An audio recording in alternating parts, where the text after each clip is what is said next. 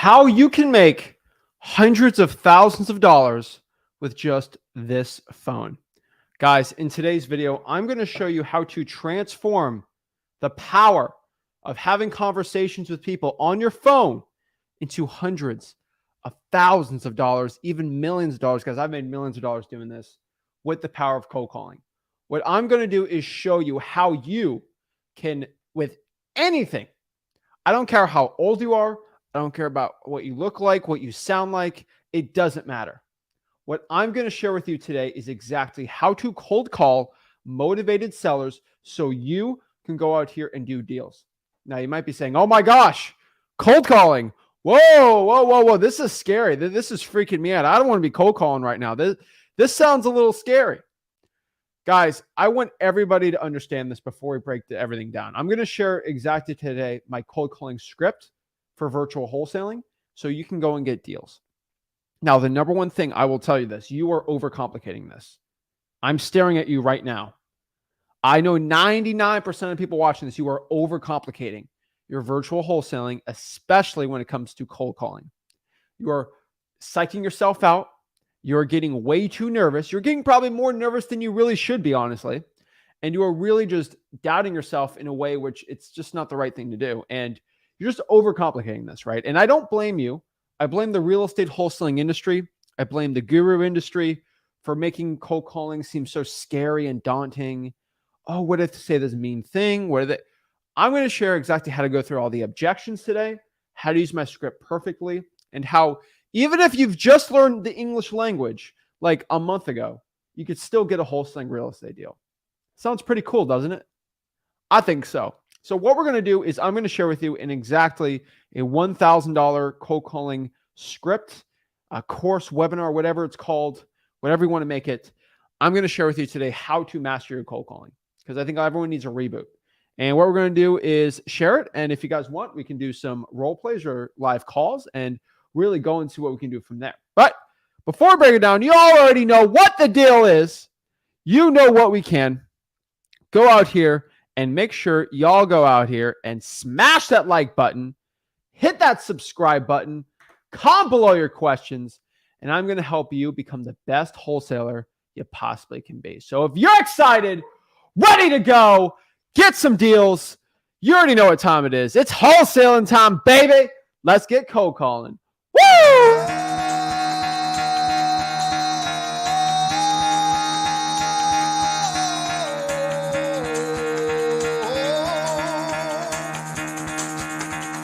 Get the fuck out of bed, bitch. Go.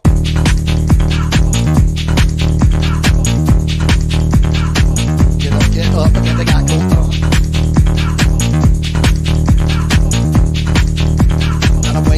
Time to wake up, bitch. Get up. Get up. Get up.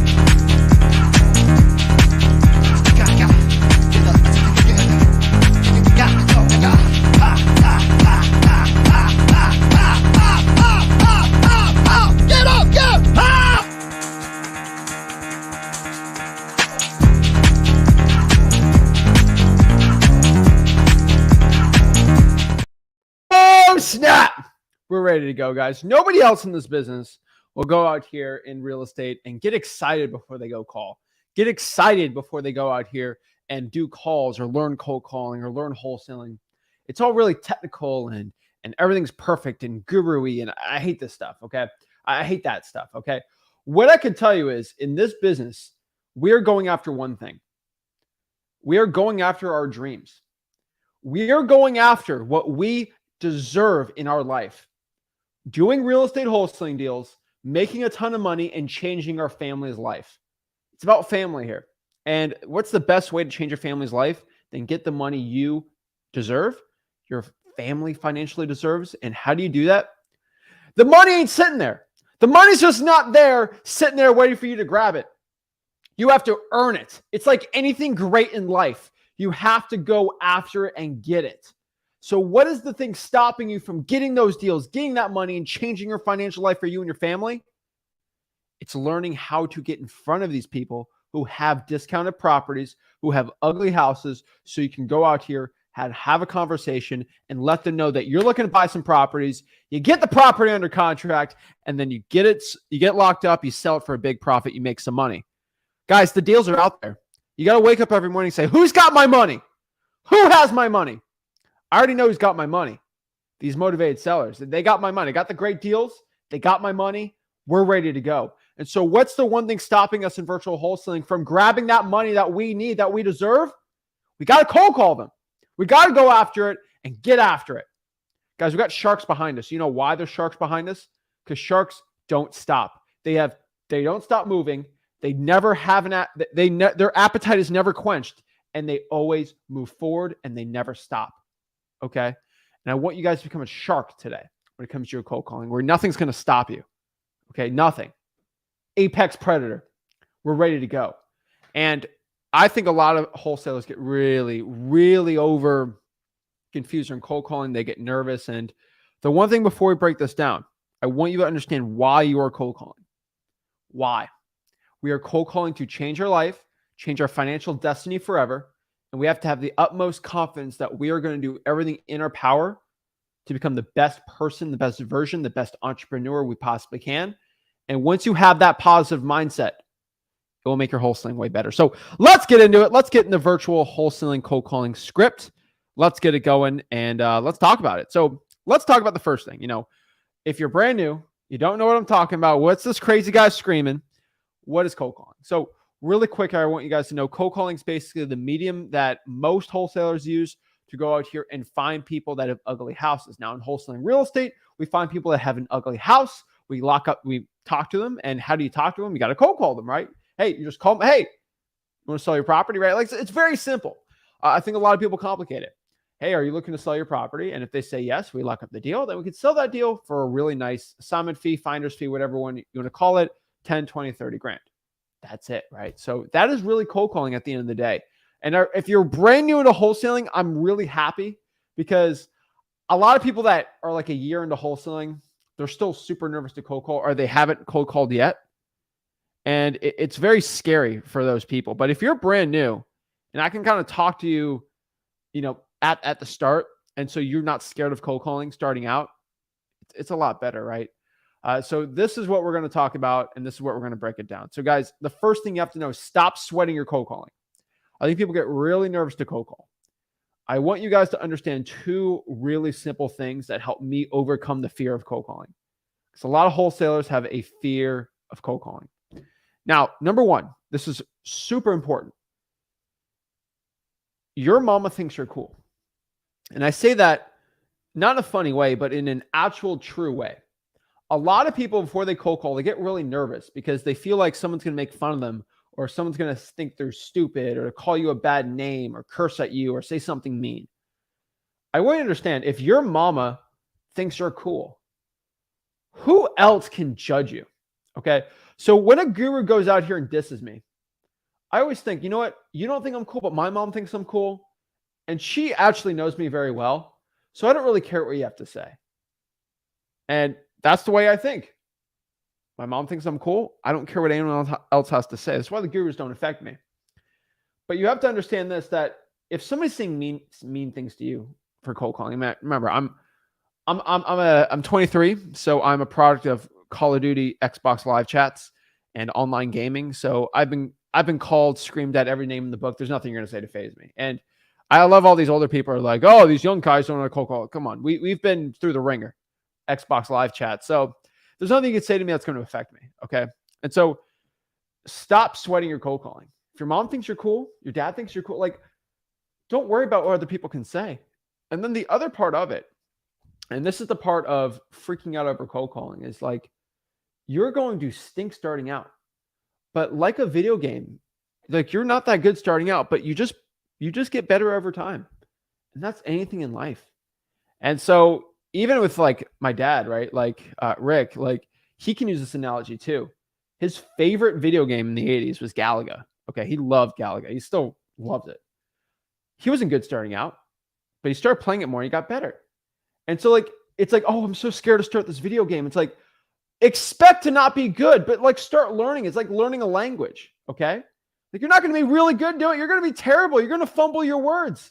If I'm trying to learn Spanish and I try to speak to somebody who speaks Spanish, it's terrible. But guess what? You're trying. What is the shame in trying? You're doing something to actively make you a better wholesaler, an active entrepreneur, and a better person in general. So stop freaking out over it and just do it. I can tell you, the hardest part in cold calling is the same thing as the hardest part of going to a gym. My favorite are like the really jacked bodybuilder guys that would come up to me and like, Zach, I'm so nervous to cold call. I'm like, what? You're nervous to cold call? They're like, yeah. And I'm like, and then they'll say something really easy. I'm like, how do you get jacked? And they're like, oh, well, I eat well every single day and I consistently work out. That's how I get really jacked. And I'm like, what's the hardest part about working out? He's like, oh, the hardest part, they always say the same. The hardest part about working out is just getting in the gym. Once you're in the gym, it's kind of easy from there. Huh. But you're scared of cold call. Same thing. If you consistently cold call, it doesn't get scary anymore. And number two, the hardest part about cold calling is just clicking the dial. Once the dial's going and the hello's there, it's pretty easy from there. Because if you are at least 10 years old, you have enough experience having conversations with other human beings that having a conversation with somebody isn't that difficult. Like, you know, words, you can put words together to talk. It's not that difficult, right? And so I could tell you guys, you are 100% sweating your cold calling.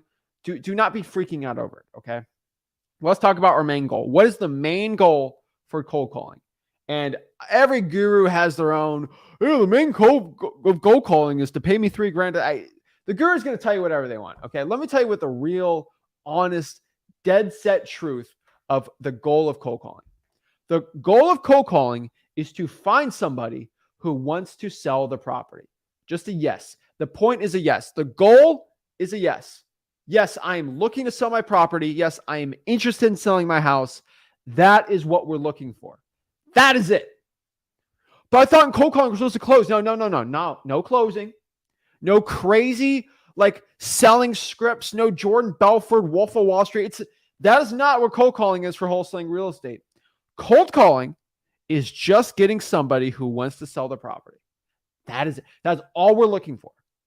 If somebody sells you something else, they are grossly mistaken. This is what made me a millionaire. I had a meeting today with the one of the largest wholesalers in all of Detroit, Michigan, and we're working together for a big JV thing. And he's like, man, you're really simple the way you do your processes, and it works really well. And I'm like,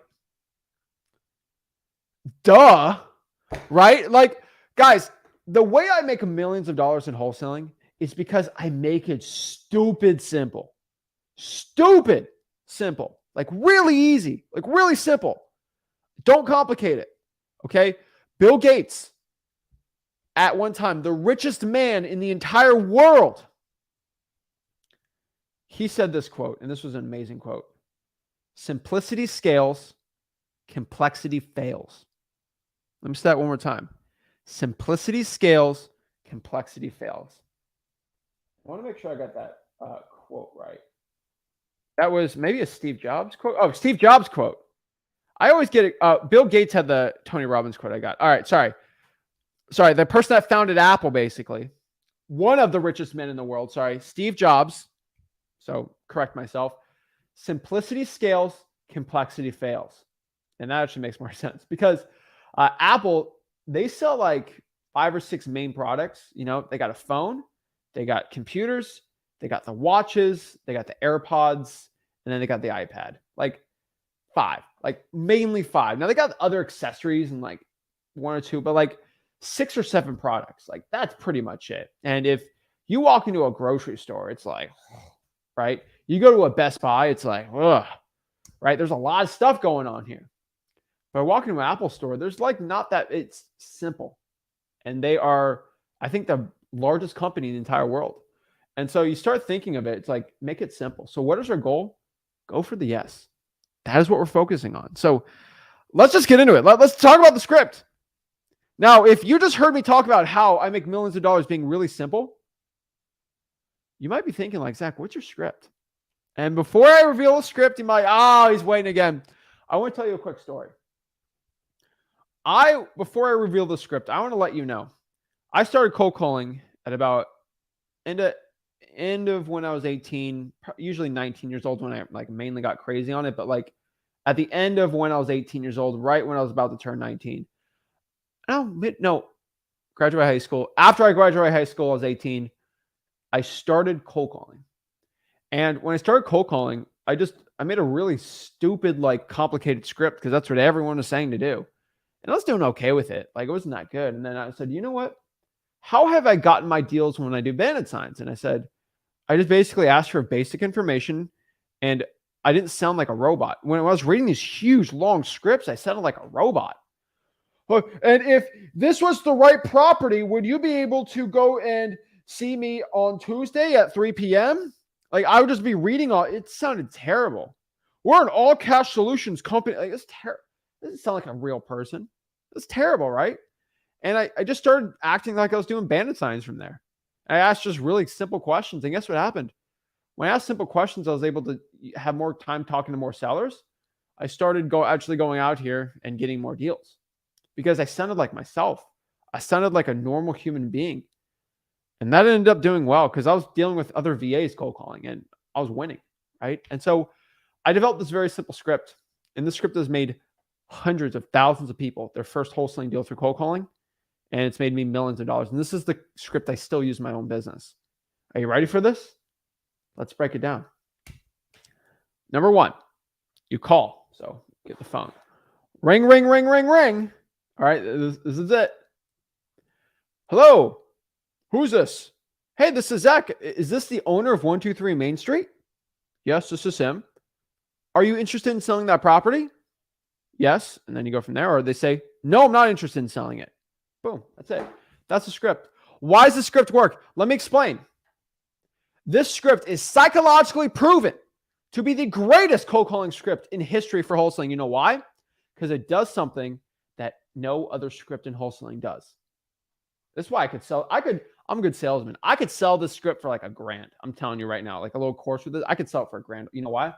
I get you guys hyped up. It is psychologically the most proven script because think of your average motivated seller for a second. Think of them for a second, okay? They're sitting at home on their couch. It's like 4 p.m.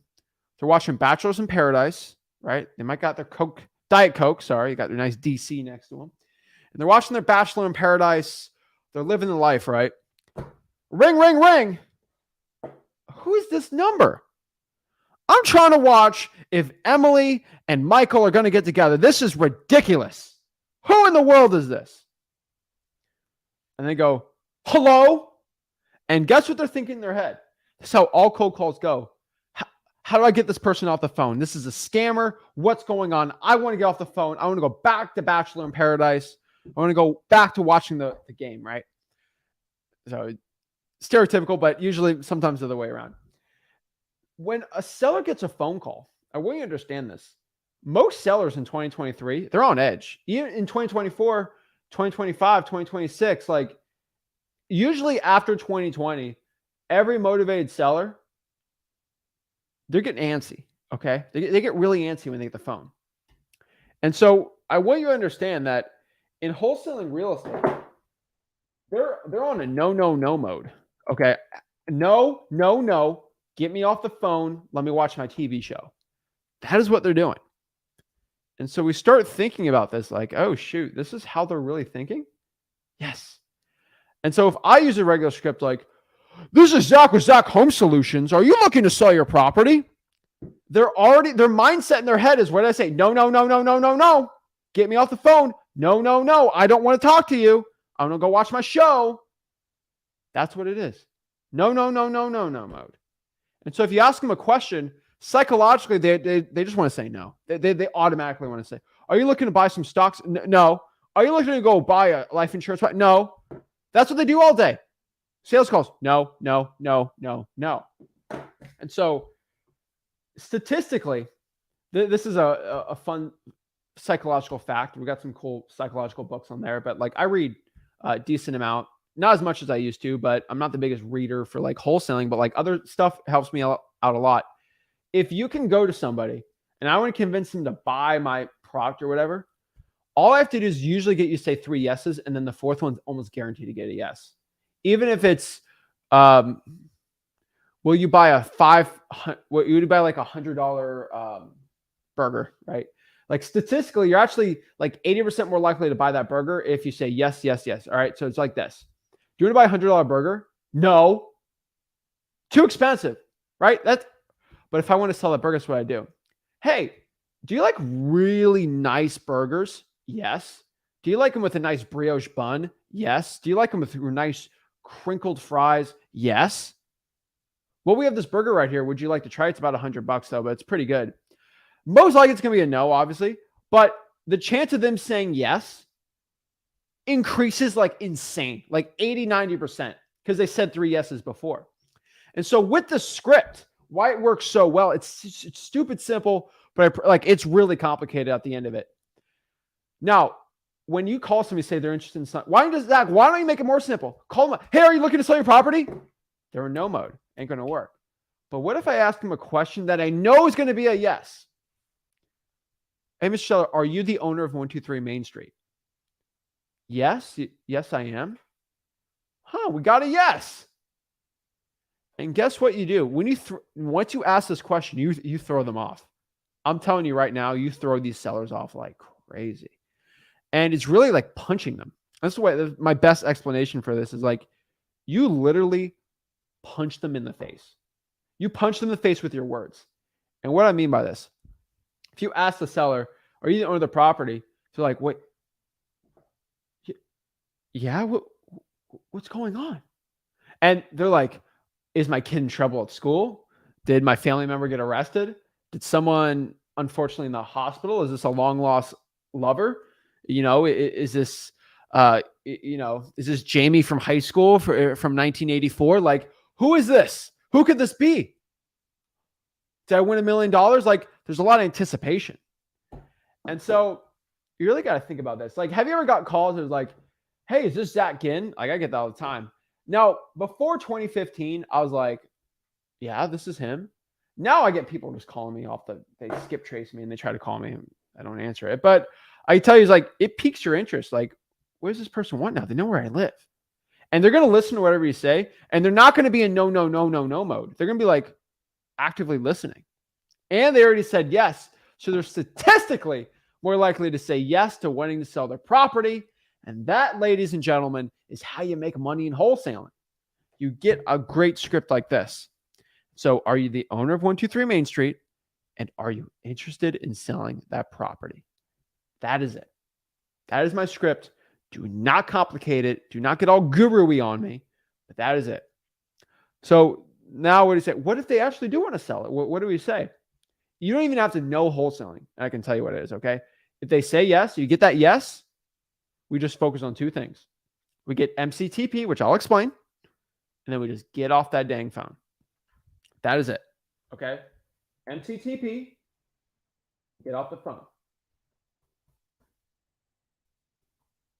I didn't write that down. All right. They say, yes, I'm looking to sell my property. Now, the biggest problem people have is like, oh my gosh, okay, what do I say now? I'm freaking out. Like, what do I say? Guys, I think that's the biggest problem people have is like, they're actually not scared to get the yes. They're scared of what to say after they get the yes. Because now they want to sell like a salesperson. You don't have to sound like a salesperson. You just have to, for any conversation with the seller, like any conversation, all I have to do is think of four questions to ask. MCTP. Let's talk about MCTP, okay? Number 1, motivation. That's the M in MCTP. M, motivation. Hey, Mr. Seller, why are you looking to sell the property? Pretty simple question, right? Like, why are they looking to sell it? Number 2, can you tell me a little bit about the property? The roof, AC, doesn't need repairs. 3, time frame. Can you tell me when are you looking to sell the property? Are you looking to sell the property in a week, a month, a year? Like, when are you looking to sell it? And last is price. What price are you looking to sell it? What's the ballpark range you're looking to sell the property? That, guys and gals, is MCTP. And then from there, you remember, you get MCTP, and then we just, hey, Mr. Seller, is it okay if I look at this property a little further, talk with my partner, and I give you a call back, see if I can go see the property in the future? That's it. And that, like, guys, I want you to understand that that is it. Like, are you the owner of the property? Are you interested in selling it? Can you tell me why you're looking to sell the property? Can you tell me about the property? When are you looking to sell the property and what price you're looking to sell it for? And then that's great. Let me get some more information. Let me talk to my partner if this is a good fit for us, and we'll go and call you back. That's it. Like, it's, do you see how simple you make? Like, I make it simple on purpose because I think a lot of wholesale is really complicated. So I want people to know. So the question is like, how do you nail the first 5 seconds of that call? It's pretty simple. To nail them, you got to get that yes. So how do you get that yes? Are you looking to sell the property? Are you the owner? Are you interested? Like, there's different ways you can mix it up, but really, how do you nail the first 5 seconds? Go by the script. Are you the owner of 123 Main Street, and are you interested in selling the property? And I want you to understand this too. Now, that is what the script basically is. Now, I could tell you, some cold calls can go off the rails. Like, they could ask random questions, and you're going to have to know what to say. Guess what? Before your palms get sweaty, knees weak, mom spaghetti, okay? You are going to learn today how to go over these, because 95% of the crazy conversation you're going to have, I'm going to tell you what to say, all right? So this is how you basically get over any single crazy point somebody asks you, okay? It's just know your purpose and explain it if need be. What do I mean by this? Know your purpose for why you're calling. What is your purpose for calling? You and your partner are looking to buy some properties for cash in the area. So somebody might ask you a question like, why are you calling me? Or how did you get my number? How did you get my information? Stuff like that. Well, it was probably my partner. And the reason why we're calling is, why are you calling? Why are you calling? Me and my partner are looking to buy some properties in the area for cash. And this seems like a good area we're looking to buy. And that's why we're calling you. But why? Calling me is so rude and disrespectful. Well, we'd rather call you than knock on your door and, have you walk up to the door and bother you from there. That's kind of why we could just call. Like, you just know your purpose. And that is honestly your purpose. And any objection you can get, hey, hating on me, I'm just doing my purpose, right? Expect the unexpected, right? And so how do you have the best success with your cold calling, right? Obviously, you see it from me, but it takes experience. But like, it's just the power of authority and confidence. So you guys might see I do live cold calls about once or twice a month. And I have extreme authority and extreme confidence when I talk to my motivated sellers. Like, I have the utmost belief in myself when I talk to a seller that I can help them out and I can buy their property for cash. The utmost belief in my heart that I can do it. So it all comes down to the power of authority and the power of confidence. And how do you remember, what's the definition of confidence? The definition of confidence is a belief in yourself of what you're saying with the words you say. You don't have to have experience for confidence. You guys see that with some people. You just have to believe in what you're saying. And so if I tell you, me and my partner are looking to buy a property for cash, I believe that because my cash buyer's got the money. Okay. So I completely believe what I'm saying and I have authority. And it's like me saying, I could say this 100% confidence. Me and Kobe Bryant combined have over 5 championship rings in the NBA. I can say that with all confidence that me and Kobe combined. Okay. Me and Tom Brady combined have won 7 NFL championships. If you combine our accolades together, it comes down to 7 NFL championships. It's like, it's true. And I believe that statement. So I'm very confident when I say that. Right. And so I think you guys have to understand the difference between having this big ego or like, you just have the confidence. And how do you get better at it? You just keep doing it, right? Just practice, go in that gym, getting the reps in. It's like anything, And so let's go over some objections you might get. And so you don't even have to even know these objections because pretty much if you have the confidence, you don't have to deal with it. But let me just break down what some of the bigger ones are. Just in case, it comes up and you'll know. And so you have this video as a quick handy guide for it. Okay. So let's break it down. Number 1, who is this? What do you want? Hey, my name is Zach. Me and my partner looking to buy some properties in the area. That is who I am. That's it. What's your company? Oh, it's just my name. Like, like I just buy it my own name, my partner's name, right? That's it.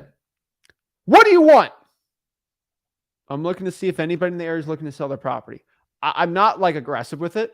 Like, I'm just seeing if anybody out here is. If you're not, hey, no big deal. I'll just go to the next person, right?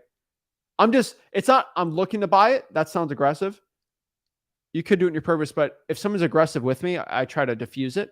And I always say, maybe my partner's seeing if anybody in the area was just looking for it. I'm just saying. That's it. Right? And then the next one is, this is aggressive, but like, what's your offer? Huh? You're looking to buy my property? Huh? What's your offer? What's your offer? What's your offer? And it's so aggressive. And I've said this every time, but it's true. I'm in Florida. There's a lot of New Yorkers in Florida. Everybody from the Bronx and sometimes Brooklyn, they are the most aggressive with this thing. If you have a seller who is from the Bronx or Brooklyn, they will hit that's just how they talk, though. They're nice people, but they're to the point, and I respect it. They're like, what's your offer? What's the cash offer right now? Just tell me, we don't have to waste our time. I get that a lot. And the thing is, if you get aggressive with them, you're just fueling the fire, right? You fuel fire with fuel, it's going to get worse, right? And so I ask, what's your offer? What's your offer? What's your offer? I always use the car analogy. And what's the car analogy? Hey, Mr. Seller, have you ever bought in a car? And the reason why I asked for two things. First of all, I'm giving him a reason why I'm not getting the offer right now. And number two, to throw them off a little. Like, wait, cars? Yeah, I've bought in a car. Because now they're not aggressive. They're thinking. Now they're not on the offensive. They're on the defensive. What I'm telling you, it's really simple, but it's really deep. Like, it can get as deep as you want to go with psychology of human beings. But have you ever bought in a car? Yes, I've bought in a car before. Well, when you bought the car, before you bought it, did you have to test drive it? Yeah, before I bought it, I had to test drive it. Well, same thing like a house. Like, I can't go and buy the house or give you an offer without me seeing it and test driving it. Unless the house is like completely perfect and there's a new roof and all these new things, I have to go test drive it and see it first. Oh, that kind of makes sense. Okay. So can you tell me a little about the property just so I have a guesstimate? We go from there, right? And the last one's like, how do you get my number? Hey, my partner, he just gave me a list. Just guys, you'll never do well if you're the problem and they're looking for someone to be upset with. Blame the other guy. Okay. Blame the other person. All right. Oh, my partner, he gave me a list. I don't know how he got it. That's it. He probably got it from the county of people that own property that were below this amount or what we can get for rent, right? Sometimes I get probates. They're like, are you targeting me because it's a probate? No. I'm targeting it because your property right here is in a good range for us to buy rental properties or to flip it. That's probably why. That's simple, right? I want you guys to understand that is my script. That is it. I think a lot of wholesalers really get freaked out. They really try to really overcomplicate this. But if you keep the script simple and you use the script, you'll do fine. Now, you might have some questions like, Zach, what's the best list for cold calling? What is the best cold calling dialer? What's the best skip tracing? Do I need skip tracing? I do free skip tracing. I got no money. How do I do all this stuff? How can I watch your live cold calls? Here's the cool part. Just go to freewholesaling.com. It's my free real estate wholesaling course. And I have probably over, I think, 10 to 15 hours of cold calling content. That's all you're really going to need to know on exactly how to skip trace, how to pull the best cold calling lists, where are the worst cold calling lists. I'll give you a quick hint. Pre-foreclosures are one of the worst cold calling lists. Probates are one of the best cold calling lists. And how to use a dialer. If you're going to use one, should you use a dialer? How to use a free dialer. I have free auto dialers. I can show you how to set up too in freewholesaling.com. Freewholesaling.com is like the one-stop shop to learn wholesaling. It's all there. It's free. It is literally a $7,000 cold calling course. It's a $7,000 wholesaling course. You get absolutely for free. So go to freewholesaling.com. That's where it's at. But that's it, guys. Like, I keep it simple. I keep it 100 with you guys. All right. That is how you cold call. That's it. That's my script. If you guys have questions, let me know in the comments. I'd love to do some one-on-ones today. And also, if you guys want, I will do some role plays. And you guys, if you want me to cold call somebody, I'll cold call someone right now too. Just let me know. And put in the private chat if you hop on. Hey, Zach, can you cold call the seller for me? I'll cold call him right now because I'll do it for free. I'll make you 50K right now. What other guru is going to do that? I'll make you 50K right now. I don't want one penny. I just want to close it. I'm a fiend for cold calling. Okay. I'm a fiend for closing sellers. I want to do it. I need to. All right. So let's talk. Let's see how I can help you guys out. Remember, freewholesaling.com. That's how you start learning real estate wholesaling absolutely for free. So let's do it. Let's see what I can help for you guys. And yeah. Diego, I've got someone. Hop below and I'll talk with you and get it going. Let's see.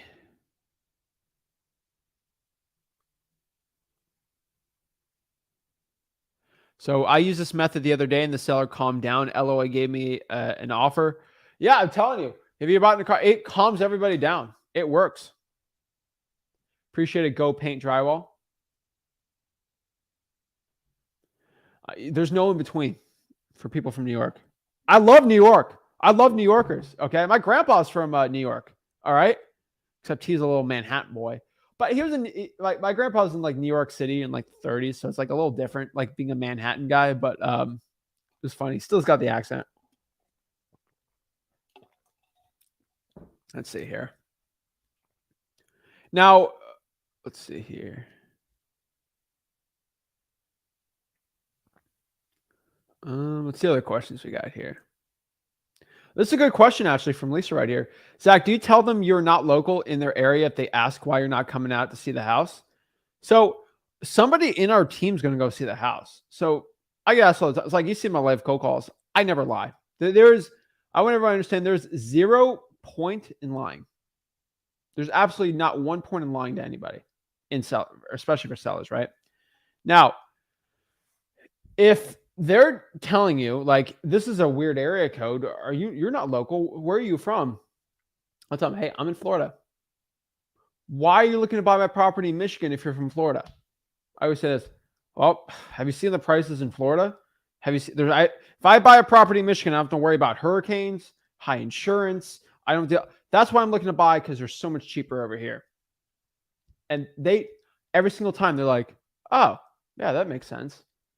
Guys, I'm undefeated on that line because Florida, where I'm at, high cost of insurance, hurricanes everywhere, craziness, and high prices. It's like, so if you're in New York City or LA, that's a perfect excuse. Heck, even Chicago, right? So yeah, just kind of funny. So Ashley, the script does work. I don't cold call pre-foreclosure. It's one of the worst lists to be cold calling. Less is more.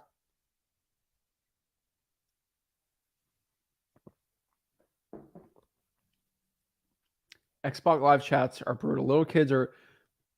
It was always the 8-year-olds that said the meanest things to me. I don't want to bring it up right now. So Andre says, you could talk to a lawyer at a title company. It's free. That's probably the best way.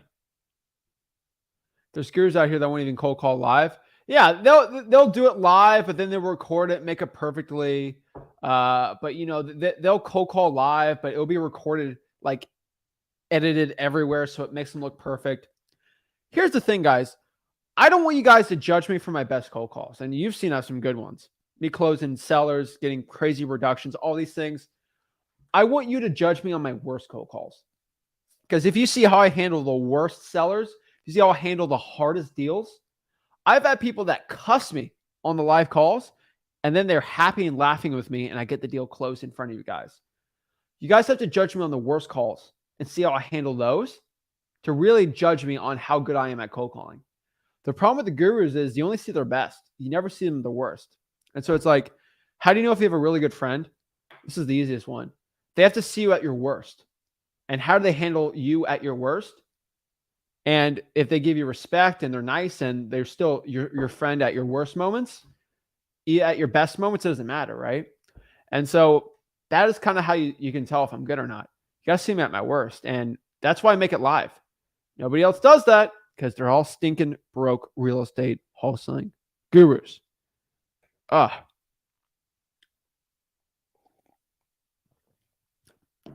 Quang Win I don't talk about terrible softwares. Okay. If the software is cheap, like they get the software, like if a software company gets their data really cheap and they skimp out on quality, it's not even worth talking to. All right. I'm telling you, not even. I don't even talk about some of these wholesaling softwares because they seem cheap, but they because it's cheap, they spend so little on getting good data that it's terrible data. And then once you spend a grand skip tracing, it's worthless, right? That's why I say don't use Fiverr lists because they're absolutely really cheap data, and because it's a really cheap data source, it's not high quality. It's not good. PropStream's like, I think $100 a month, and it's like a cent a record, and that's cheap, but it's very high quality. And I use my direct mail through them, and I use my skip tracing to batch leads. Why? Because yes, I'm spending thousands of dollars, but guess what? It's the highest quality, so I don't have to rebuy that list. It's really good. Okay, I have batch leads lists and even PropStream lists are high equity that I've had for about 3 or 4 years. They're still good because I re-upload them with the other high equities, and I just keep them so I don't have to pay more for skip tracing, and just remove the duplicates. That's how you do it. So let's do some one-on-ones. I want to talk to the people, see if I have any leads I can close from you guys, and help the people out. So let's do this. Let's go to the Facebook group, Wholesaling Houses for Real. And let's talk about how I can help you become the best wholesaler possible. So, is this pinned? Hold up. Here it is. I think it pinned for a second. Actually, wait, I got a big announcement for everybody. I almost forgot. I'm excited. All right, now we're going to do the one-on-ones, but I got a big announcement because I'm getting hammered everywhere, okay? So, sellmypaper.com. Big announcement, okay? I told everybody we're expanding markets, and I'll name them off right now, okay? I got them right here. We got the list. Okay. We are as of tomorrow, sellmypaper.com, it will be on the website.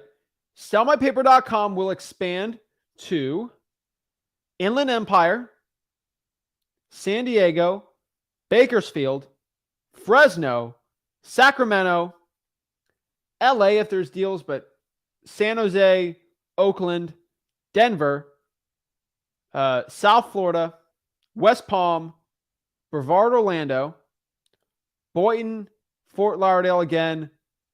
We already have those markets. Boise, Idaho, Indianapolis, Detroit, Grand Rapids, Kansas City, Missouri. We already have those. And then San Antonio, but we already have San Antonio, Corpus Christi, Salt Lake City, Richmond, Seattle, Spokane. So as of tomorrow, those should be live at sellmypaper.com. So I know everyone's been antsy about it. And then I think Dayton, right? Yeah, Dayton too. Oh, also Scranton, Pennsylvania. Yeah, we got a lot. So yeah, we those specific markets, and then from there, also Vegas, but that's still we'll do Vegas now, but those markets are expanding. So if you guys have a real estate wholesaling deal in any of those markets, I know Detroit's been waiting forever. Make sure you submit them tomorrow. Maybe tonight it will be on there, but just go to sellmypaper.com. That is where you can send us JV deals. That's where I make majority of the money on this channel.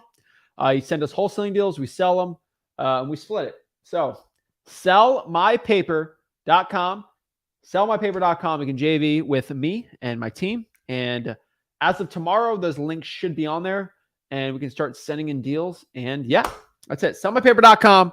That's how you do it. So let's see how I can help the people out. So sellmypaper.com. That's how you do it. So let's go and show you guys how to hop on the one-on-ones. I almost forgot about that. I was like, whatever. All right.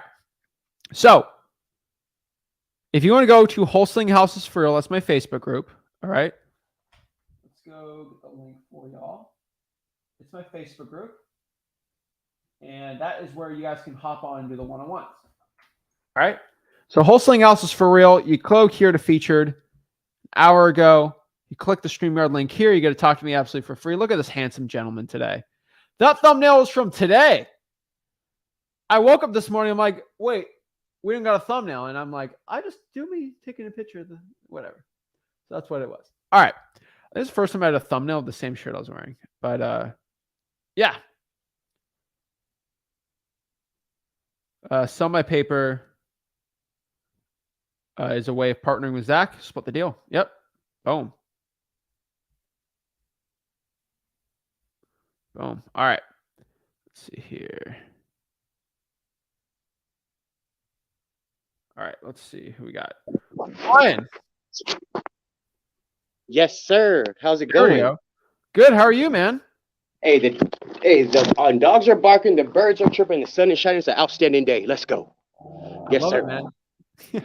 Hey, I just had a question to ask you because I'm kind of going through like a little bit of a dilemma. Like I got a like literally right now I'm in a neighborhood dropping off sticky notes, and I love it. what's it called? I was doing the code violations and I was doing reverse driving for dollars, and I was running low on money doing that. Like it cost me gas. I got to drive 45 minutes to work back and forth 5 days a week, so it was kind of hurting me. So what I did is I decided just to go into random neighborhoods, walk around and leave sticky notes. I'm just wondering, am I on the right path? Should I do it a different way? What's going on? What area? Victorville, Inland Empire. I'm judging that. Show me some of the houses around you.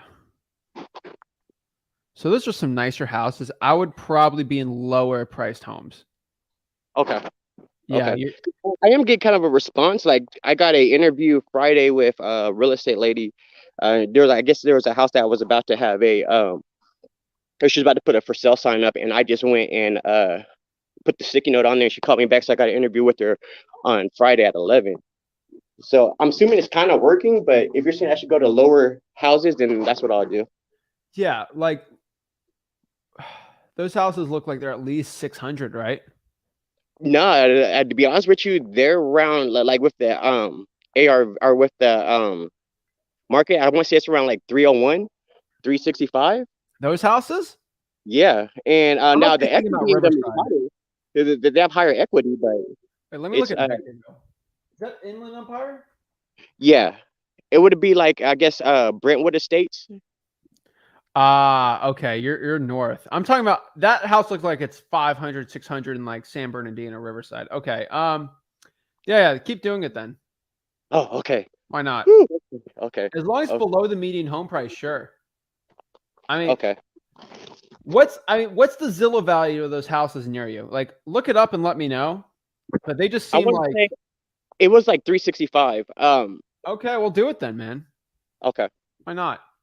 Now I'm gonna be honest. There's a lot of them that are low, but they have high equity in them. Like I'm talking about like 400,000-500,000 in it, like equity wise. And I guess my just goal is just to find the ones that I'm able to get deal with. Yeah, I mean, go do it, dude. As long as they're below the median home price, you should be fine. Okay. I prefer obviously code violations and any type of motivation you can find, but that's up to you. Well, yeah, like, and I was doing the code violations. It's just that, like, it's having me go way, way far out, and I'm spending 3 hours getting up 20 sticky notes driving around.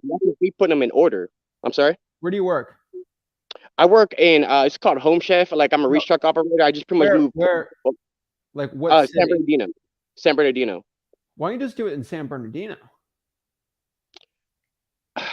You're right. I should. It's just that because I got to pick up people for work. I got a whole carpool. I got to pick them up and all that. I don't want to give an excuse, but I could get just it, man. Bro, I get it. Just do what you're doing. Maybe start cold calling instead. Well, that's the thing. I'm doing the cold calls, but like I'm sitting there hours on end and not really getting any results. And this way, I'm getting more calls coming in, and I'm actually I want to say talking to a little bit more people because I'll spend a day like doing cold calls and not getting no results. Okay. And it's just because I'm sitting there trying to skip trace and find it, and I'm not really that savvy on computers, so it takes me a minute. And this is what I felt was the quickest and easiest way for me to be able to get out and actually have a chance to talk to people, especially in the neighborhoods, which I have talked to people, and I've gotten a really good reception from the neighbors and everything out here. How old are you, Ryan? 38. About to be 39. Bro, you haven't even lived half your life yet, okay?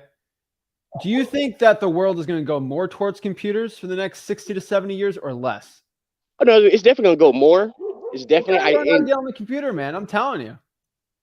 You're not old. You're in your 30s, dude, okay? yes, sir. You got to Yes. practice. I'm telling you, man, that's where the world's going.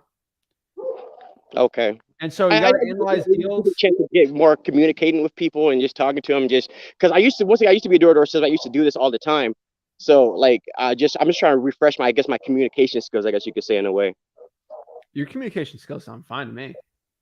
Thank you. I do sincerely appreciate that. Thank you. Yes, sir. Or you're communicating to me. It's no different than communicating to a seller looking to buy some properties. You're absolutely right. Yes, sir. It's business, just get in front of people. So you know what? What I see is keep doing it. Why not? Okay. You're getting some exercise. That's the worst case scenario. You're losing some weight. So are you getting your cardio in? Like I see no problem in that, right? Yes, sir. And what I did too, because I really take in what you and your dad say.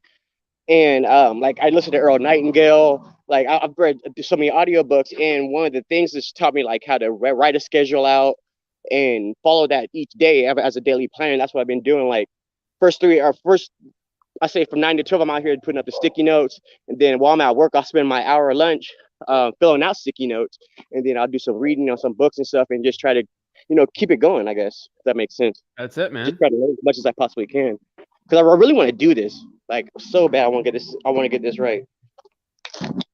Dude, go after it, man. Yes, sir. Yes, sir. Thank you. I ain't gonna lie. I've been trying to get in contact with you for like a week now, and just being able to talk to you right now and knowing that I'm on the right path really, really pumps me up. Thank you, bro. Appreciate that. You are, man. Keep it up, dude. Yes, sir. Oh, awesome. All right, next we got Rommel. Hey Zach, can you hear me? Loud and clear. What's up? How can I help you out? Okay, I just had one question because what I do right now, I'm doing a code violations list in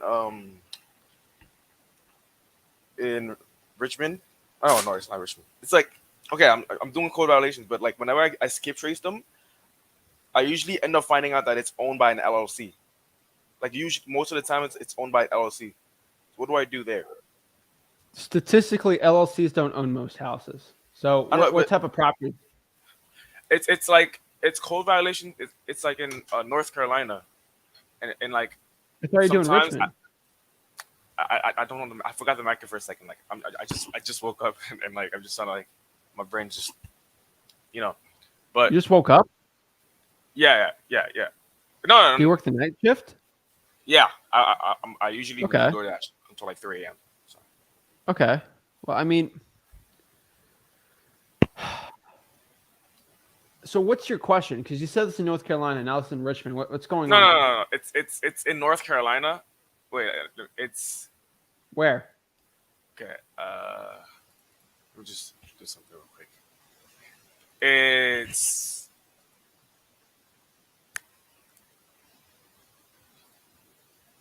Charlotte. Rommel. Charlotte. That's Okay. what it is. Charlotte. Okay. Okay. You get on here. I'm going to ask you real questions, man. You got to get up. Yeah. All right. So you're saying most of the deals you're talking about, code violations, are LLC owned in Charlotte? Well, some of them, yeah, because I would find them, and then some of them would be owned by like mom and pops, and then when I called, they just wouldn't answer. But like some of them are also called by LLCs, and I don't know what to do in that situation. So I just but they look like really good deals, but they're owned by LLCs. Owner and skip trace them. Okay. If you go to PropStream and look up the mailing address and then click that, there should be a name on there, and then skip trace that one. Okay. Appreciate it. That's it. That's all. That's the only thing I had to ask. All right, man. I appreciate it. Yep. All right. Have a good one. Yeah, you too. Louis. Hey, what's up? I'm blessed, man. What's up? How are you What's doing? going on? I'm great. I'm doing well. I'm just here. I was just listening to the other guy you had on, the guy in California, and he had sticky notes, but I think he had them pre-written on. I guess he had a pack of sticky notes that were pre-written, and I was just looking online to see if I can get a couple myself. But I had a question for you. Oh, you think so? He probably pre-written them. I'll let you know, Can you though. hear me? There's some people. sending links on Amazon, you can get a custom stamper to stamp on them. People have been doing that too. I think like $15. You can if you want.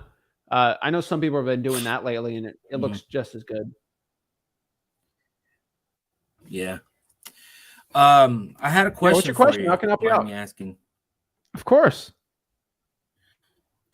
So you know that I know that I'm supposed to be doing like an offer a day. So my question is how do you write an offer? Is it just writing up a contract and then submitting the contract? Is that how you write an offer? Or how An offer a day keeps the guru away. And so that statement's true. If you can make an offer to a seller once a day, you're going to do very well in this business. Now, it's not like regular real estate agents where you got to submit an offer. You just, hey, I'm looking to buy your property. You're looking at, would you take $60,000 for it? You just give the offer, right? It doesn't have to be writing. It's not, just give the offer out. That's the point. Someone's looking to sell the property. You're doing virtual. You just give it out, or you meet them and do the offer, right? What market are you in? I'm in Deltona, Vulani. Deltona? Yeah. Florida? Yes. Okay, that's a decent market, man. Yes. So I would not do virtual. I would actually wholesale there. So honestly, man. Yeah, and apparently, go ahead. No, you're in good market, dude. Deltona, Deland, Sanford, like that's a good area, man. I just had a conversation with Benji. So like apparently, I have yeah. I think we're having a little there's a lag between this or whatever. But all right, I talked to Benji's in that area. He made $50,000 his first deal in that area. It's a good market, man.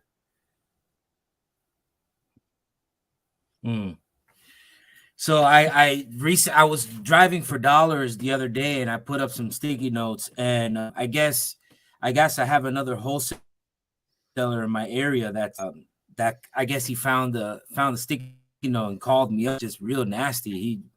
He got real hostile with me, and I don't know. He's like, "Why are you taking my effing business?" and all this other stuff, and I'm like, "Dude, that just gives me more motivation to keep on driving," you know. Dude, I mean, I so remember funny, yesterday man. you were talking about Go ahead. Go ahead.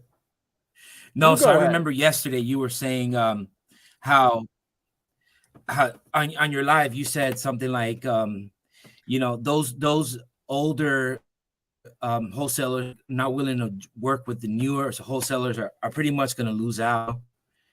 And so I mean, it's actually true, because this guy, he's like, you know, I guess he feels like I'm stepping on his toes or something, you know.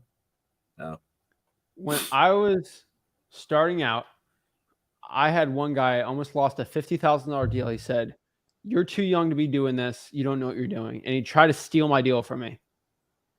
And my dad actually had to help me with a lawyer and keep the deal. And I got the deal. But he thought because I was a teenager, I don't deserve to get a deal. Even though I had the deal locked up, I just didn't deserve it because I was just too young. It's what the law says. And so those people, trust me, they get freaked out, right? It's you're fishing in a lake and there's another guy on the other side of the lake. Screw you, man. You know, it's like that all the time. So they just have very bad mindsets. There's not enough deals to handle the amount of wholesalers in that area. There's a ton of deals in that area. There's not a lot of virtual wholesalers there at all. It's a good area, man. And dude, let's just say you're making $100K a year in that market. It's like that's like 4 or 5 big deals, or like even 3 big deals. Like he ain't gonna see it. I used to have that mindset too, Louis. Like we're starting out. I started finding wholesalers in my market that were actually making over 500K a month and 500K a year. I'm like, there's a lot of people. There's a lot of deals out here. And you're going to realize if you're fishing, you're not going to catch every single fish in the ocean that day. You just can't. There's a limit of how much fish you can put in the boat. You can get a bigger boat, but there's always going to be a limit. And so, hey, let other people win. You're going to get that all the time. That's just life, right? people get jealous. And the honest truth is, Louis, they're feeling threatened by you. And that should say something about how Right. good of a marketing tactic Exactly. you just used. He's scared. He's like, oh, shoot. Somebody already saw this ugly house. Oh, no. Right? Because he was probably drawing for dollars. And he thought he found that amazing deal. And he's like, oh, shoot. That's a way better way than what I was doing. He feels threatened, man. Because you are a hungry lion. Mm-hmm. And everybody knows a hungry lion is a very scary thing. Amen. And so that's funny, though, man. Yeah. They're always threatened by it. I'm always like, hey, I got another wholesaler. Great. When I see a new wholesaler in my area, I love talking to them because they're gonna make me at least $100K in the next 3 years because they're just gonna send me deals. So, man, that's funny though. Yeah. What? Any other questions you got? Exactly. Well, anyways, that's all I had for you. All right, man. That's it. Well, yeah. Don't be. They're threatened by you, man. And so take that as a badge of honor. And I'll let you know. Yeah, I'm no, even worse that's than you exactly with this, dude. what I did. When somebody calls me and says, "Get out of my market," I've had this in like virtual wholesaling. I say, "You know what? I'm going to market even harder now." You just motivated me to be even more of competition. Yeah, for exactly. you. Just more deals. It's just funny, but it's true. But don't freak. People are just so mean. It's just so funny. But like I always say, man, he might say something mean to you, but if your mom thinks you're cool, who cares? Who cares what these guys say? He ain't your mom, right? So you're good, bro. Exactly. Yeah. Well, keep going after it, man. I'm proud of you. Keep it up. You're in a great market. Don't let Awesome. anybody stop you. Yeah. So yeah, I mean, that's all I had for you, and I appreciate all you do, man. Definitely. We'll keep in touch. All right, man. Keep it up. Oh, all right. So we got Tupu. Tupo? Hey, Zach. Yes, I'm Hey. here. How are you? I'm blessed. What's up? How can I help you out? Man, you're becoming a popular man. It's getting kind of hard to get a hold of you nowadays. I know. It's because I keep But- making people money. Like I said I before, I know. talked to Louis. Someone's market, new wholesale made $50K his first deal. Yeah. Because I talk to them, I tell them what to do, and then they do well, and then they tell other people about me, and it just gets crazy. Right. Well, yeah, I was in queue yesterday to talk to you, and then you went off, and I was like, dang, I used to be able to access him very easily, but now it's like the studio's full. The studio's full. Come on, guys. Like, come on. It's like But, the hey. DJ Khaled album, suffering from Yeah. success. Right.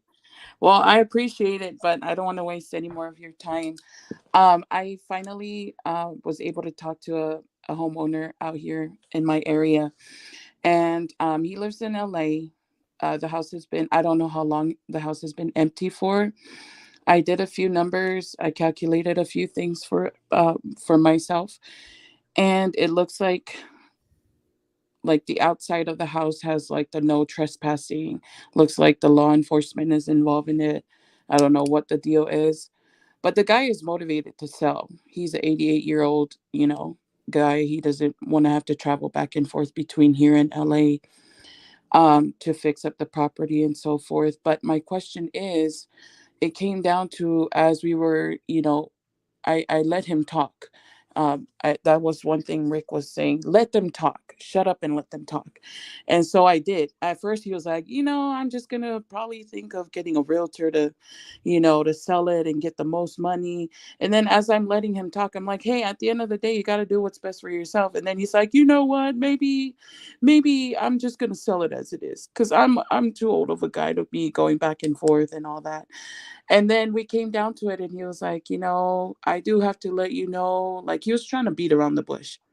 He said, I do have to let you know there are some, I guess, utilities owed on the property. And then the taxes are behind on it and all that. And he said, but, if you're going to work a deal out with me, I can definitely give it to you for a discount, and all that. And I said, okay, well, hey, listen, let me talk to my partner. I mean, he is the numbers guy. I have to run it by him to see what he says. But, I wanted to get an insight from you. are there certain things like that we can manipulate upon negotiating, or are those all upon if we send the title to the title company, they have to say, what needs to be taken care of, and like, So what's your I'm the expert for real estate investing and wholesaling. I'm not the expert when it comes to underwriting and title, right? And so I always okay, tell the seller this: you're not an expert, I'm not an expert, right? I right, I know probate very well. Rick mhm, knows it even more than me, but we're still not legal experts. And so I right, always tell someone this is some legal issues you're having on the deal. Let's bring it to the title company that has a legitimate attorney that can sign okay, off on this. And right, that's all we can do, right? And so I know it's got some tax issues, Mr. Seller, some utility liens or whatever it's going on. Let title go through it, and they'll do exactly everything they need to do because they go through everything, right? right, They do like 100 deals like every week, right? Like they've handled everything. And so let's bring it to title and let's do it. The reason why I do that but to bring it to title, Mr. Seller, we got to sign a contract, right? And so right, it always goes back to we got to sign this contract first. Let's lock up the deal, and then boom, you can go on to the next part. right. Yeah, it's kind of difficult because he's like an 88-year-old man, and him accessing the computer nowadays and everything up to date is difficult for him. But I got that part taken care of. No excuses. I got a boots on the ground in LA. I'm gonna send him over when I get the numbers figured out. But I feel like this is a great deal. The only problem is I did ask him if I can access the property to take pictures and all that. He said he has to straighten a few things out with law enforcement. So I followed up Come with do it. him yesterday. I don't mess with law And enforcement. If the I cops don't want know. me at the house, I ain't going to the house. Okay, That's what I nothing to said. do And with it. I feel like he's like so lost in the whole property anyways. And I said, I was driving around the area and we're looking for a few properties. And he said, and I said, there were a few signs around the house. And he said, what few signs? I said, oh, okay. He said, what signs? I said, well, there's like a bunch of no trespassing signs on there and like an orange sticker on the door. What does And the sticker according to, say? I didn't go to the house, but I looked at it Uh, from the road. So I didn't want to approach it and have somebody be like, oh, there's a lady. I'm like, oh, hell no, I'm not going to be a target over here. But yeah, I was telling him, but I feel like he doesn't even know. He said the property is all good, the roofing, and I was like, this was everything these guys told me. The seller's always going to say the house is, in perfect shape, but I talked to him on Monday. Yesterday, I did a follow up, and then I ran a few numbers. I called a few roofing places. Worst case scenario, this is how I took the course. I went each and step in every, like, don't lose a minute of it. And I was like, I remember Zach told me if you go through the course, all your questions will be answered. And I was like, all right, let me just shut up and do the course. So I did, but then I just came, through this bump. And I was like, nah, I got to get somebody's advice on this. I don't know really what to do with the guy. He's willing to sell, but he's trying to make it seem like I have to pay, the utilities behind and the tax lien, but yeah. just save the deal. So Get a contract, go through title. One big tip I can tell you is every single time I go to somebody's house and it's like, well, you got to squeak the door in, or you got to go through the back. It like sounds like you're breaking in, but you're not. But they're the owner; they gave you permission to do it. I always say, can you do me a favor and can you text me? I'm allowed to go in the property. right. And they There's a text me, and so guess what happens? His neighbor's like, "Oh my god, are you breaking in the house?" Here's a text from the seller. They let me. I have full permission. right. I've never had a cop come to me and be like, you're breaking in, But if that ever happened, just to be safe, I have a Paper trail. text from the owner saying Right. I'm allowed to go in the property. Just Okay. to make sure, because I go to some abandoned houses. I used to a lot, and so I always had that just as protection, just Right. so I don't get in any trouble. Right. Okay. I'll do that and go from there. Hopefully he's All right. gonna I stay in appreciate it. contact. But I'll keep you posted. Keep me Hey, posted. all right. Thank you so much. All right. Have a great one.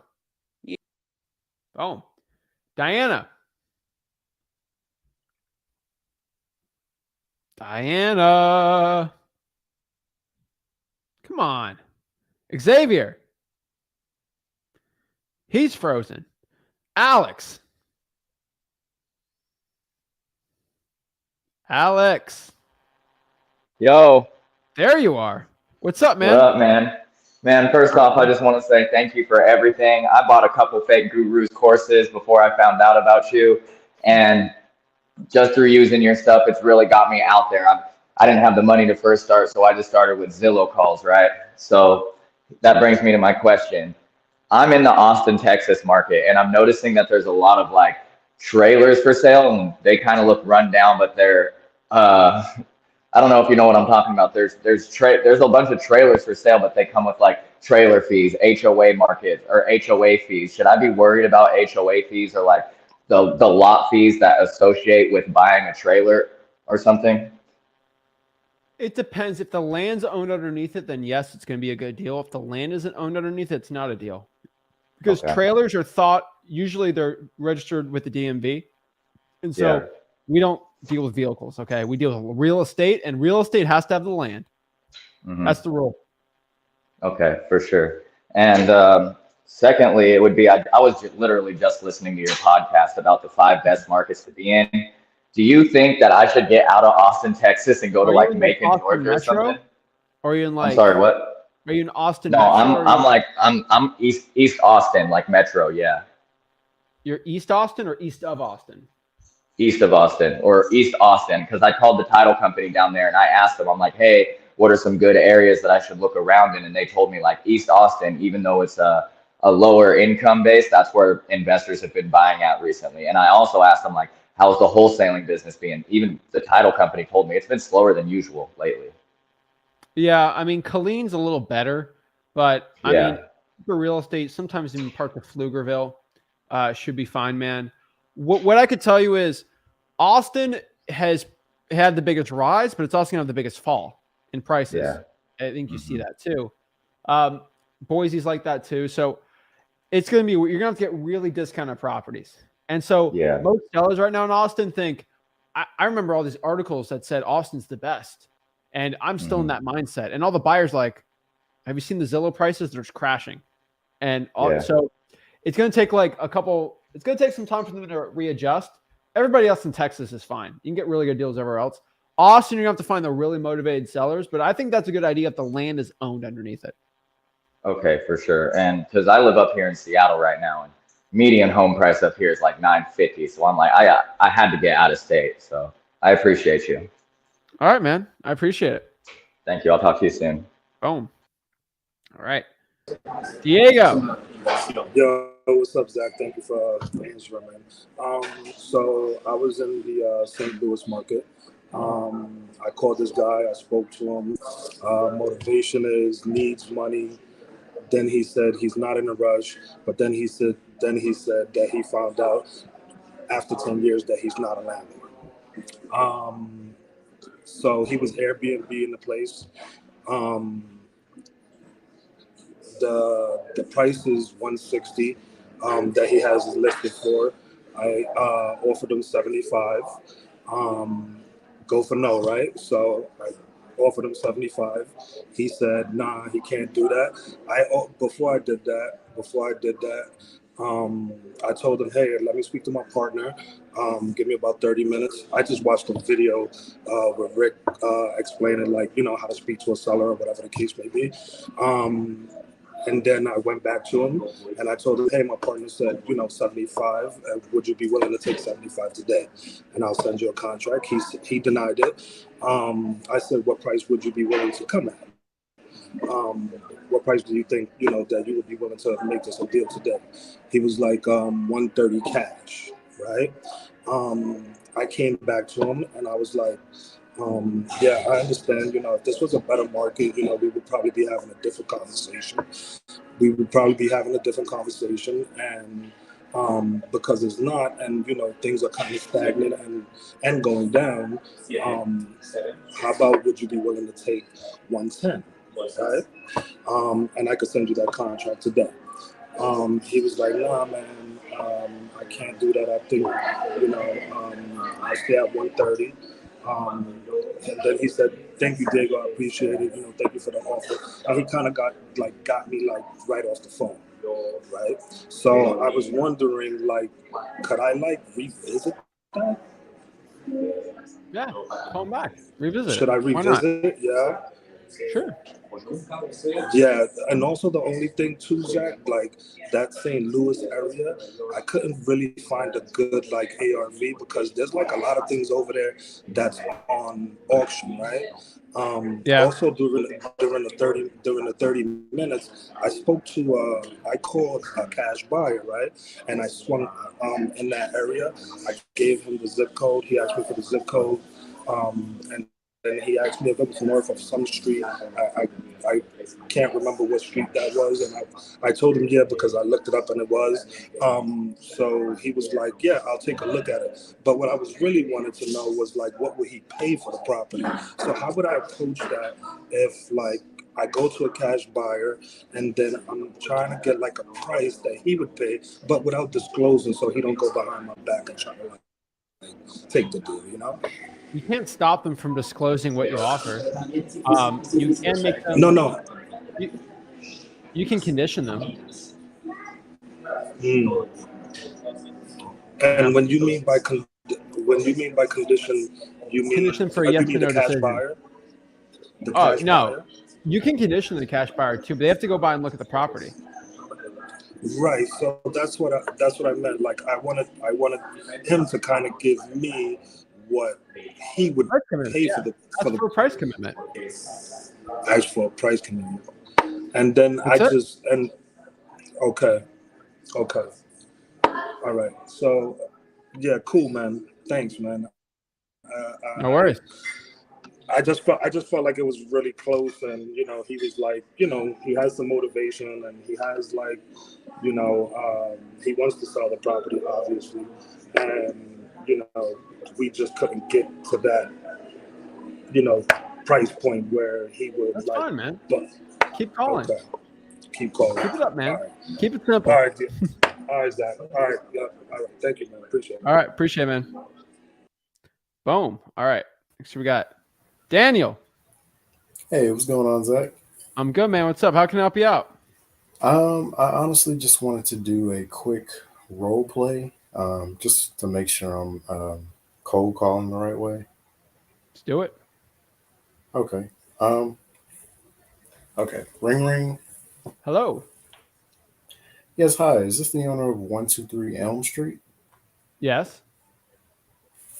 Hi, my name's Daniel. I was just taking a look at your property. Did you have any interest in selling the property at all? Possibly. Possibly. Okay. Well, me and my partner are just looking around the area just to find some houses to buy for cash. Do you think you'd be interested in the cash offer for it? Possibly. Okay. Well, what's your name? Zach. Zach. Nice to meet you, Zach. Nice to meet you. So, Zach, could you tell me a little bit about your property? I mean, it looks like a property me and my partner will be interested in. I just want to know a little bit about it before we Sure. move forward. What type of properties are you looking to buy? Well, usually we're looking for properties that we can most likely rent out or flip or fix up. I wasn't sure if your property was in a kind of condition to live in or rent out. Well, it's an ugly house, so you might not want to buy it. You know, it needs a lot of work. Oh, okay, that's fine. Is it vacant at all? No, it's currently got a tenant in it. Oh, okay. Gotcha. So do you know how much do they pay a month? I think they pay about $1,400 a month. 14? Oh, okay, that's nice. Okay. So you said there's a tenant, so obviously it's in pretty decent condition. Am I right? It's okay. It does need a lot of work though. Oh, okay. Gotcha. So could you, I guess I just want to know, what if you were to sell it, why would you sell? I'm just sick of being a landlord. Sick of being a landlord? Yeah. I get it. Tenants can be a pain in the butt, huh? Oh, yeah. What kind of is it? Have the tenants done any work on it? Have they made any updates to it? I mean, what kind of maintenance are they keeping No, the on it? tenants aren't doing any work to the property at all. No, That'd be my responsibility as the landlord. right, true. So, are there any utilities that need any work on the property? I know you said it needs a lot of work. So, I'm not the best with this real estate stuff. no. I just like Well, collecting rent. how about this? Do you know how the do you know anything about the HVAC system or the plumbing? Yeah, I mean the AC's running fine. Hmm. Yeah, What about the plumbing? Is it I'm not a plumber. I can't tell you. okay? We could probably take a look at that. Um, huh, okay. So just I know you said that it needed a lot of work. What kind of work would you say it needed? Like what would The need roof's leaking. fixing? There's a big hole. Uh, there's a big hole on the drywall on the inside. Like there's about 4 or 5 holes the tenant punched through, and the dog has ripped open all the baseboards pretty much. Oh wow. Okay. So have you got any estimates on a roof replacement at all? No, but my one buddy Jeff told me it'll probably cost around $30,000 for a new roof. Okay. Huh. So is Jeff in the roofing or I just want to know. He's a handyman. Oh, okay. That's what he told me it would Gotcha. cost. So about 30. Okay. Nice. So if you were looking to sell, how much I mean, when would you want to sell this thing? I mean, like in the next 30 days or As soon as possible. okay. Well, and I'm guessing you're looking at the best price. You said they pay about 1,400 a month for it. Yes. Okay. So how about this? How about I give my partner a call? We'll take a look at it and see what we can do. Obviously, it's gonna. You say it's gonna need a lot of work, so we're gonna go ahead and take a look and see if it's a good fit for us. And I can give you a call back in about 30 minutes. Yeah, that works out. Okay. Good talking to you, Zach. All right. That wasn't bad, man. That was, I think you're 70% the way there. The mechanics is all perfect. The words that you said were all perfect. It's just we got to cut out like 30% out of that. So I want you to know on that call is really good. So let's go over the bad and then we'll go over the good. There's more, Right. there's 70% good, 30% stuff we need to change. That was great, man. First off, when you're calling me, make sure you smile. Smile more, man. Right. You sound happier and like just more of a friend when you're smiling. And so the times Right. on the call that you had a smile on your face, you sounded way more confident, way nicer. Not that you sound mean, but like just in a better, you sound like you're in a better, more chipper mood. Gotcha. Right. And so that was great. The one thing is you had the same problem I had. The ums and the buts and the so's and the okays. Right. If you can eliminate 90% of that, the call would be a lot shorter. And so that's something I had to work really hard on when I was starting out. It took me like honestly 2 years to really eliminate the ums and the buts from the cold calls. I still even have it, but it's really thrown back more where it's not as noticeable, right? So I would say that's the only thing that can be changed because they'll just make the call shorter, and that's the point. Right. Okay. Everything, the mechanics was good. You asked the right questions. Hmm. I wouldn't talk about the plumbing too much. Like that's a little too technical. Right. Roof, Okay. AC doesn't need to be updated. Like I make it really simple. And obviously I said I'm not the real estate guy. Hmm. Now I know from that conversation, he doesn't care about the property. He cares about just getting rid of it. And so you talked more about the property than the guy's problem. And that's the only thing I'd switch off. But outside, dude, that's just, those are technical details. I'm not perfect. You're not perfect. Nobody's perfect. But if you can just make the call like shorter and to the point with a little more confidence, you're gonna be fine. Okay. Great. That was great though, man. That was really good, dude. Okay, I appreciate it, Zach. Yeah. I How long guess have you been that's cold it. calling for? Honestly, I've been cold calling since August of 2022. So Sounds good. I can tell you have some experience with it, so that's great. I appreciate it. One thing I'll tell you is when you're having conversations with people, start manually thinking about your ums. Start thinking about it. Go back to Okay. this conversation. I'm not saying this immediately, but record how many ums you've had. And you'll be like, that's a lot more than you think. That's what Rick did to me, my dad. He saw my cold calls. He's like, record yourself calling and then count how many ums you had. And then once you start you start picking it up. Right. And then you Okay. eliminate it. It's really Yeah, cool. It's a good I trick. actually do. I actually do have a recording of me cold calling. So Well, the I recording we can. just had, use that one. It's on Right. YouTube right Yeah. now. All right. Right. Okay. All I right. appreciate it, Perfect, Zach. man. That was a good call, though. Keep it up. What All list right, are you will cold do.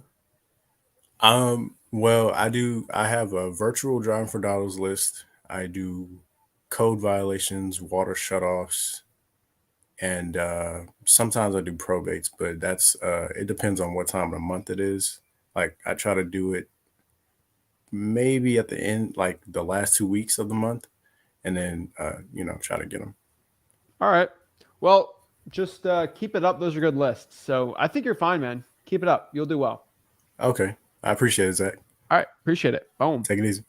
All right. Brett says, I'm interested in doing a JV, but I want to chat about it. Just submit the deal, but don't put the contract and someone will reach out with you on there. All right. Next year we got Lorraine. Hey, Zach, how's it going? Good. How are you doing? Good. I'm excited to be on here. This is my first time on here, but I've been listening to you for a while now, so I'm Awesome. excited. How Yeah, can I help but you out today? I have a unique situation going on right now. But one thing that I do want to bring up that you and Rick talk about all the time is, prioritizing to provide value to your sellers. So I'm naturally a person that likes to help people. I like to figure stuff out. And right now I have a very motivated seller. She used to be a real estate agent herself for a few years and a land developer. And she has an estate property right now that used to be her sister's. And so she said that she's had dozens of offers. She said over 300 offers, and she's been trying to sell it since September. Okay. And it's a pretty big property. It's 2 acres and it's on a certain zoning. I'm in the Boise market area right now in Idaho. And this would be my first deal that I'm basically carrying on my back by myself. I've done a few JV deals, but this is something that I want to figure out, I guess. But obviously I need help. This is why I'm talking to you. But I guess my question is, how do I stay in the business mindset and stay straightforward with them without getting taken advantage of? Because I asked her if this is something that me and my partners could do, would you be ready to sign an agreement? Something like that. I didn't say sign. Would you be ready to go with an agreement? And she said no. She's like, I need you to take this over for me because I'm tired of people lowballing me. She's 76 years old. She has a medical condition, and I met up with her a few times, and I've built that rapport and that relationship with her. And I agreed to provide value to her. But the thing is, I don't want to get it taken advantage of. So how can I get around that and prove to her that, yeah, I'm here to help you, but I'm also here to do my part? Yeah, I know her medical condition. Wanting too much for her house itis. Okay. So here's the thing. If she legitimately had to sell the property, wanted to get rid of it, it would have been sold. Okay. It would have been sold. All right. Boise is still a hot market. It's going down, but it's still a hot market. 2 acres. It's probably in a decent area. She knows what it's worth. And she is, in my opinion, probably not a motivated seller. If you're sitting on a piece of property that you've wanted to sell for over 5 months, it would have been sold. And if you had 300 offers and you just wanted to get rid of it, you would have taken them. The thing is too, so I say it's a unique property because it's in a certain zoning. So it's R2 zoning. Oh, R2 zoning. Okay. Yeah. So you can't really do any type of high density, townhomes, or you can't. investors who I've brought this up to, they aren't able to do what they want specifically within the real estate realm. I'm gonna have to go into rezone, go into planning, zoning, and do all this stuff. Wait, it says R2 in the city of Boise. You can do 14.5 units per acre. So that's going to be close to 20. You can do 29 units on that. And the thing with that is it's in the impact zone. So this is a zone where it's going to be growing within like a few years, and the city has restrictions on what you can do. 29. That's perfect. 29. Yeah. So I've been going in yesterday and I'm going in today to talk to Public Works and see what we can do on it. But this is why she's had a hard time too, because the investors who have told her that they want to like buy her property, she's gotten under contract, but has canceled a few times because the plans that the investors wanted to do, they weren't accepted by planning and zoning. So what she wanted me to do is You have a unique property here, Lorraine. And what you have to understand is who's going to buy that deal because of the zoning is going to be someone who wants to build a nice, big multifamily deal thing on there. That's who's going to buy it. All right. It ain't going to be mom and pop who want to build houses. No, it's going to be a nice multifamily deal. And who has enough money to build a 29 unit? That's going to be close to 29. Let's say it's luxury because they all like their little luxury stuff. Each one worth $450. It's going to be a $10 million multifamily deal. And so if someone's going to drop 10 million, it's going to be a bigger company. Yeah. And so the problem is if I'm going to drop 10 million on something and the plans fail, I'm going to be screwed on this deal. No, right? I'll lock up the deal and I got the plans approved and then I can buy it. That's how those deals work. This is big boy stuff, right? Like this is big stuff. Yeah. So she's being unrealistic right now, and her expectations need to be hit with reality. And unfortunately, for 5 months, it hasn't. So your main question for me was, how do I know not to get taken advantage of? Have your buyer already set up and let the lady know, let's cut to the chase. I can do this price, but my buyer and my partner, we got to get approved for it. This is a big unit building. Let her know. And I guess with that too is that, because I told her, I'm like, would you be willing to do any like creative financing, like an owner's carry, stuff like that? And she said no, because she has to separate that estate to the heirs. Yeah, all cash. So she wants it all cash. Yeah, obviously. A builder's going to buy the thing all cash. Yeah. So don't worry about that. Let them get their. You're going to have to find a builder, they're really easy, especially a property like that. You call all the apartment units, find the property manager, and then just ask, I have a property where I'm looking to sell it potentially, a contract for it, and it is zoned for multifamily. We're looking for that company, an acquisitions agent for that, and then they'll talk to you. Okay, so should I still go and take my time and go into planning and zoning and figuring that for her? No. Because she doesn't want to sign anything until like she knows what she can do, but I'm not going to tell her if I don't have that legally binding agreement. How many multifamily units have you built? None. I haven't built any either. Okay, I bought them, but I haven't built them. Why don't we work with a partner who actually has done like 50 of them, right? That has their planners and the city person. Like have them do the work, not you. Okay, use that time to find deals. All right. Yeah, for sure. So how do I get her to be realistic in order for me to sign that agreement so I could get that investor to see that I do have like some skin in the game for him to come in and do his own research? If she wants too much, she's going to be unrealistic. And the only thing to stop someone from being unrealistic is for them to feel pain. And maybe she has to put the property still on the market for 6 more months or try to sell it for 6 more months before she comes back and she's reasonable. Unfortunately, that's how it works. Yeah. Prices are slowly falling because sellers are starting to meet the expectations of the buyers. It's a slow and painful process, but it'll go there. Yeah, and I've been doing my research here in the Boise market, and a lot of sellers aren't budging yet, so it's kind of hard to go around that. But yeah, the ones that need a sell are though. Yeah, that's what you got to understand. So find the builders, ask them what price they'll be on the property, and then see if you can make up some money off of it. That's all you can do. Okay. Yep. Sounds good. I guess that gave me a lot of clarity. So thank you, Zach. Awesome. So go after, I like apartments.com. It's very like corporatized. and then just go to apartments.com, find all the multifamilies in that area, call the property manager up, act like you want to rent it out. Hey, is for your boss, for the company that owns this, is there an acquisitions agent? And they'll usually get you connected. Oh, okay. Awesome. All right. All right, sounds Perfect. good. Thank you. Appreciate it. Boom.